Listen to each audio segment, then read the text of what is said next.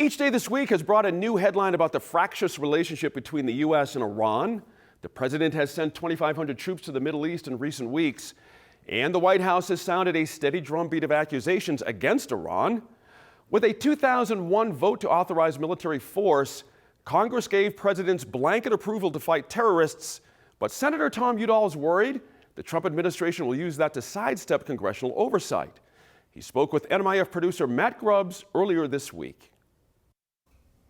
On October 10th, 2002, Tom Udall, then congressman, was not alone. There were 132 other people who voted against the use of authorization of military force in Iraq, but you were in the minority.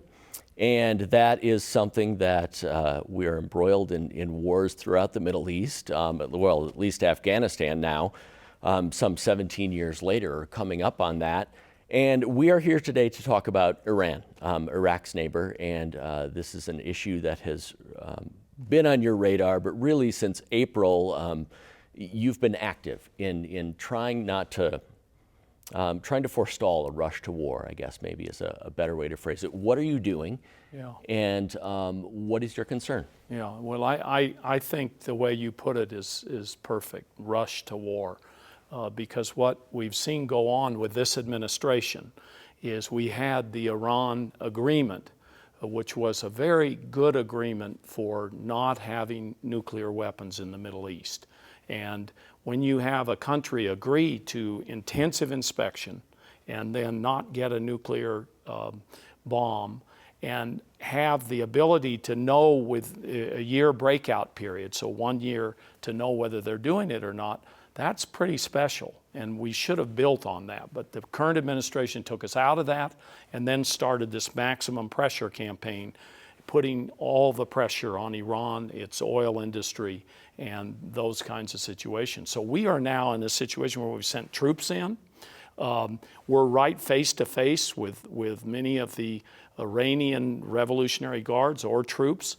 There could be a miscalculation. We could be in the middle of war. And I think that should be the very last resort we ever get into when we talk about Iraq or Iran or any country. But it looks like this administration is putting us on the brink of war right now. And so we're trying to get a vote on that and say basically, no money should be spent until you come to the Congress and come to the American people and say why you want to go to war and what the evidence is. Because I think the American people are sick and tired of these forever wars, the endless wars that are going on. Well, we now have people eligible to serve in the military, or will soon have people eligible to serve in the military who've never known anything but America at war. That's right. That's right. And that conditions young people, Matt, to think that the solution to these problems around the country is war.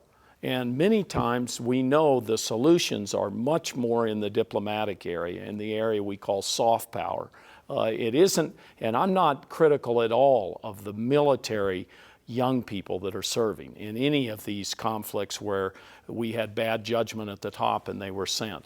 You know, they are the best trained troops in the world. They do a very good job. They're heroic. Many of them have lost their lives. Actually, one of the bills where we say pull out of Afghanistan, we give them a bonus, everybody that served, just to make sure that we recognize them for their service and the ultimate sacrifice that men and women in the military make. You've introduced, just to kind of get into the nuts and bolts of this briefly, you're approaching this from a lot of different angles, but you've introduced a bill that seems like it's in the Foreign Relations Committee in the Senate right now. Seems like it may not go anywhere. You tried to get an amendment tacked on to another bill that was voted down. You said 13 to, was it 9? Yeah, in the Foreign Relations Committee. So now you're looking at the defense bill and thinking that perhaps you can at least get people on the record with requiring congressional approval for military forces, that kind of. You've hit it on the head. I mean, there was the Iran sanctions bill going through foreign relations. We tried to amend that. It was 13 to 9. It was close, but we didn't get it over the mark.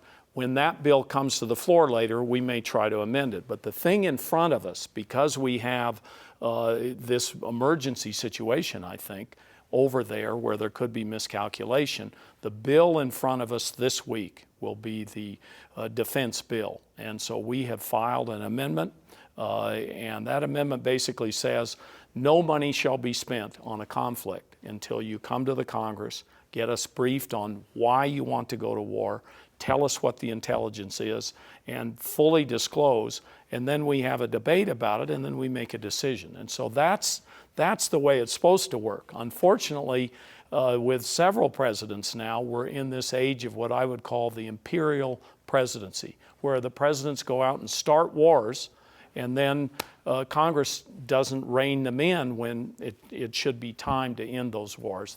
The big example is Afghanistan, as you mentioned in your earlier question. 17 years in Afghanistan, and we're still there, and nobody can quite figure out why we're still there. You know, why I talk to young men and women and their parents and say, my young man, young woman is over there. They don't know what they're supposed to be doing there.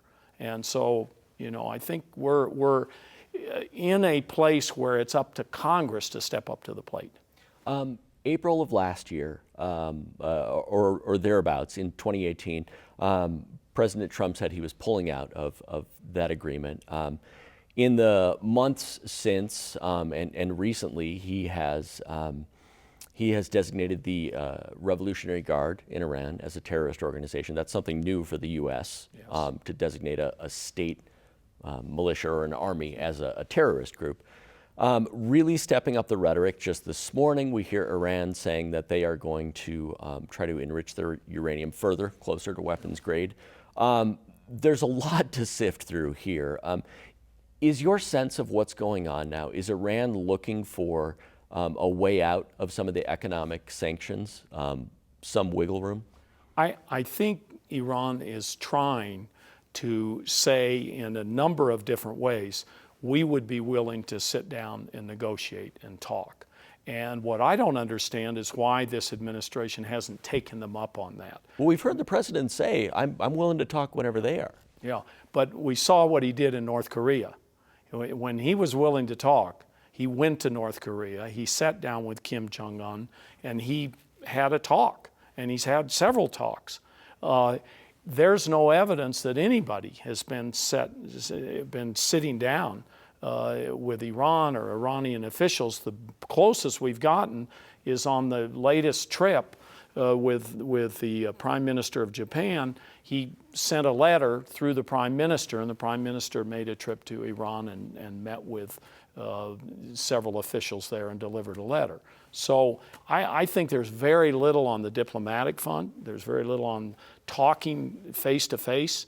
And people are smart that have said this many times in the foreign policy arena.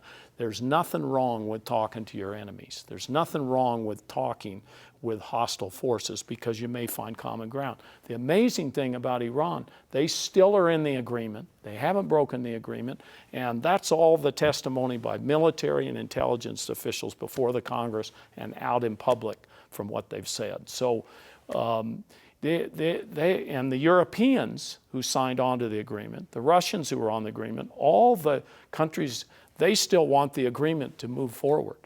Now, they agree it could be improved upon. So I don't know why we aren't at the table trying to improve upon this agreement rather than tear it up. Do you get the sense that the president himself is anxious to engage Iran militarily, or is this the Pompeos, the John Boltons? Well, it's hard to tell. There's no doubt that if you look at Bolton and Pompeo, especially Bolton, his history is one of advocating for regime change in Iran. He's also the one that got us into Iraq, which we're still there.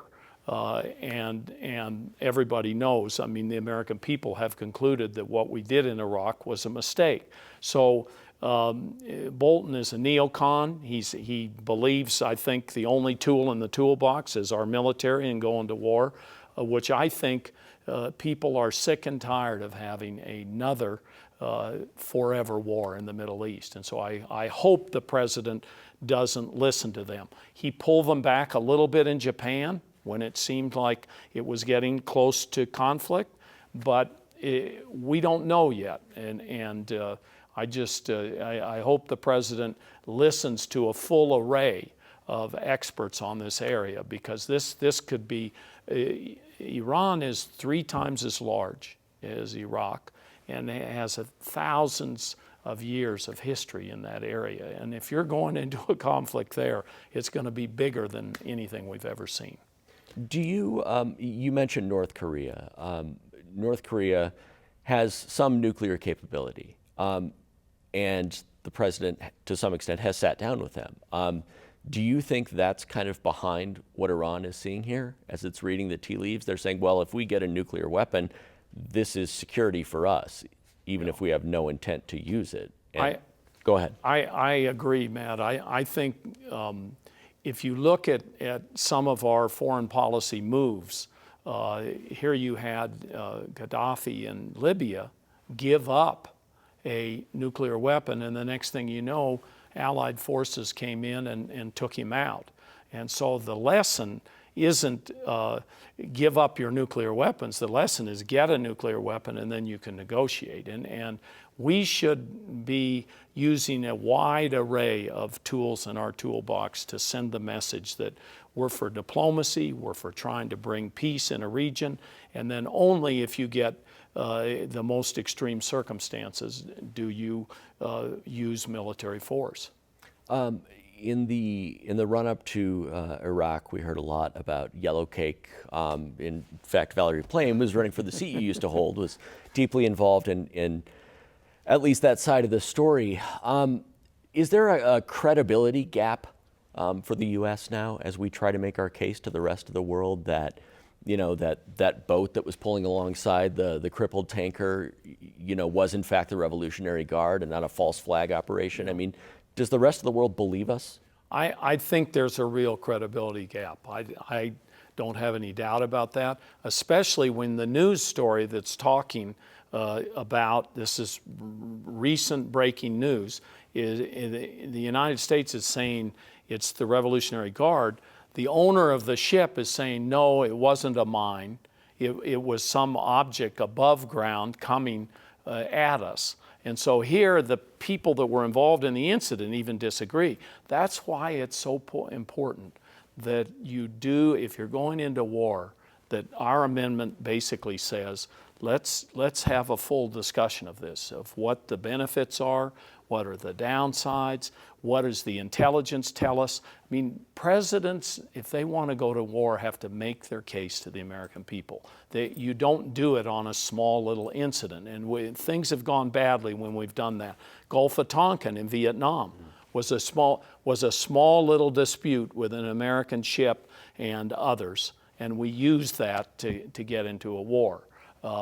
We need to be more deliberative when it comes to using military force. And it's not to say that we don't have the best military in the world, best trained military, they're equipped very well, but they're just one tool in the toolbox. And regime change, I don't think is a way to carry out foreign policy, to all of a sudden declare with leaders around the world, however they got there, we're going to take you out because we don't like you as a leader. I mean, we should be working with countries to try to improve democracy and improve human rights situations around the world. That's what people have looked up to us for, and that's what the United States of America, I think, is all about. We here are going to do our best to get this up online so people can see it right away. It'll air on Friday evening. Who knows what's going to happen between now and then? Does it feel like we're close to some sort of conflict? It feels like we are right on the edge. We have troops, their troops, our troops, right up against each other. Just a small miscalculation could get us into a hostility situation. And then we've seen that in the past. That gets us further and further down the road, and then the next thing you know, we already have a plan that's being discussed of 120,000 American forces that could go into the region, and both sides are just right at the brink of war, I think. Lastly, we just have about a minute left here, but I wanted to ask you, do we you know, say you get the requirement from the Senate, and that the House goes along that the president has to check in. Do you feel like that conversation happens in a slower fashion than it did back in October of 2002, or even on September 14th when it was the authorization of use of military force, September 14, 2001, against terrorists? Right. Does this conversation happen slower, or do you feel like we're too close now? Well, if we can pass our amendment, I think what will happen is a deliberative process that the American people want and they need to know whether or not we should go into war. I mean, the discussion I hear from New Mexicans as I travel the state, and some of these, as I've said, are where young people have been serving and their parents are concerned about them. Do we want to be fighting another war? I mean, we're in Afghanistan now. We're still in Iraq, and there are hostilities and things that are going on where our troops are in danger. We're in other countries around the world where we're doing a counterterrorism force. Do we, on top of all these things we're carrying out, want to start another war with a major force in the Middle East, a country of 80 million people with a long history? And they say, I haven't fully researched it, but Iran has said, we've never first been the aggressor in a war. You know, they had a war back in the 80s between Iraq and Iran. Guess which side we took? We were on the side of Iraq. So you can understand, you should always try to put yourself in the framework and try to think as part of your analysis, what does your opponent think about you and your actions? And so that's what worries me, is that we're right on the brink, we're right close to each other, we're all armed up. A mistake could get us into a war, and we shouldn't ever have that. We should have the debate like was intended by the founders of the Constitution. Congress allows war to go forward, and after debate and after the involvement of the American people. Senator Tom Udall, thanks for your time. Thank you so much, Matt. Great to be with you today. You too.